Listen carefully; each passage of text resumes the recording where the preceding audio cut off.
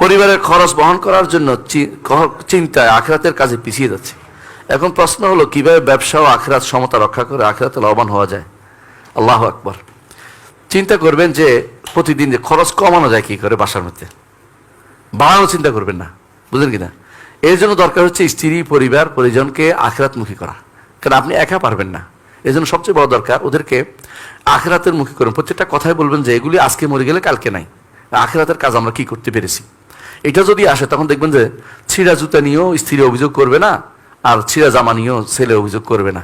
তারা মনে করবে যে আমাদের এটা কিন্তু আমাদের আসল জায়গা নয়, সেই জায়গায় যদি ভালো পাই সেটা আমাদের কাজে লাগবে। তখন আপনার উপর অতিরিক্ত চাপ দিবেন, আপনি ব্যবসাও করবেন, যতটুকু চালাতে পারবেন ওটা খুশি হবে যে আমার বাবা তো হারাম খাওয়াচ্ছে না।